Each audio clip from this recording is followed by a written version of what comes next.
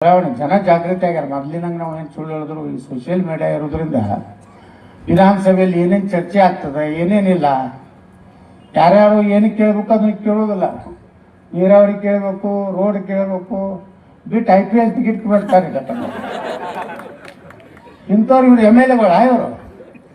ಅಲ್ಲೇ ನಾವು ಅದಕ್ಕೆ ಹೋಗಿರ್ತೇವೆ. ನಾವು IPL ಟಿಕೆಟ್ ನಮ್ಮ ಹೆಂಡ್ರ ಮಕ್ಕಳಿಗೆ ಮುಂದೆ ಕುಂಡ್ರಿಸ್ಬೇಕು, ಪೊಲೀಸರು ತಂದು ನಮ್ಮನ್ನ ಮುಂದಿನ ಕುರ್ಚಿ ಕುಂಡ್ರಿಸ್ಬೇಕು, ಅದು ಮಸಾಜ್ ಮಾಡೋ ಕುರ್ಚಿರ್ಬೇಕು ಅಂತ ಕೇಳ್ತಾರೆ. ಯಾವ್ದು ನೋಡಿ ನಮ್ಮ ಸಮಾಜಕ್ಕೆ 2A ಅಂತ ಬಡ್ದಾಳಕತ್ತೀವಿ. ನಾವು ಒಬ್ಬನೇ ಮಾತಾಡಿದೆ. ಅವಾಗ ನಮ್ಮ ಕುಂಟಳವ್ರದ್ದು ಎಲ್ಲರೂ ಸಪೋರ್ಟ್ ಮಾಡಿದ್ರು. ನಮ್ಮ ಸರ್ಕಾರ ಇದ್ರೂ ನಾವು ವಿರೋಧ ಮಾತಾಡಿದ್ವಿ. ಗಟ್ಟಿ ಮಾತಾಡ್ಬೇಕೇನಾಗೋದಿಲ್ಲ. ಏನೇ ನನಗೇನಾಗೈತಿ, ಏನು ಹೊರಗೆ ಹಾಕಿದ್ರೆ ಏನು ಮುಗಿದೋಗೈತೆ ಅನ್ನೋದು. ಹೊರಗೆ ಹಾಕಿದ್ದಕ್ಕೆ ಅವ್ರಿಗೆ ಅಭಿನಂದನೆ ಸಲ್ಲಿಸ್ಲಾಕತ್ತೀವಿ ನಾವು. ಯಾಕಂದ್ರೆ ನಾವು ಮಾತಾಡಿ ಪಾಪ್ಯುಲರ್ ಆಗಿಬಿಟ್ಟಲ್ಲ.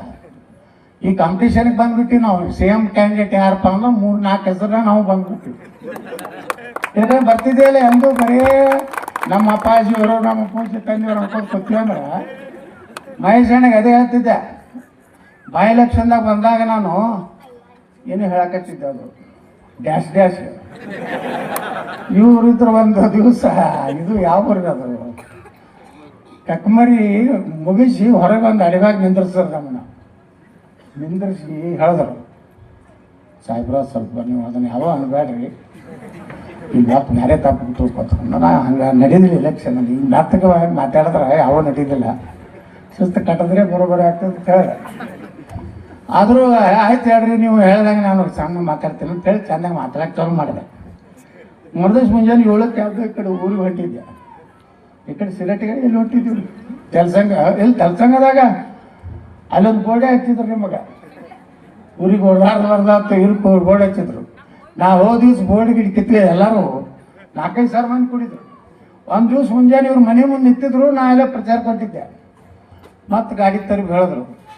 ಏನಿಲ್ರಿ, ನೀವು ಹೆಂಗೆ ನೀವು ಮಾತಾಡಿದ್ದು ಬರೋಬ್ಬರಿ ಎಲ್ಲಾಕತ್ತಾರೆ ಎಲ್ಲರೂ, ಹಾಗೆ ಮಾತಾಡ್ರು. ಮತ್ತು ಹಾಗೆ ಕಟ್ಟಿಲಾಗ್ತಾರೆ.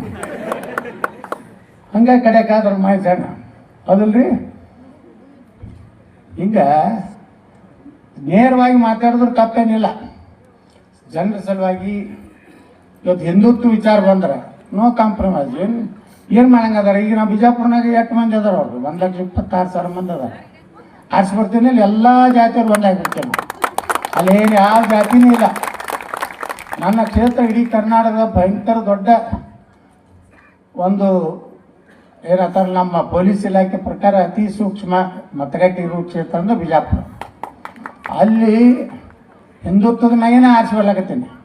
ಮೊನ್ನೆ ಅಂತೂ ಕಡಬೇಕಂತ 8 ಮಂದಿ ಬಂದರು. ಏನು ರೊಕ್ಕ ಹಂಚಿದ್ರು. ಈಗ ಹೆಂಗೆ ಬಾಗಲಕೋಟ್ನಾಗ ಹಂಚಿದ್ರು, ನಮ್ಮಲ್ಲಿ ಹಂಚಿದ್ರು.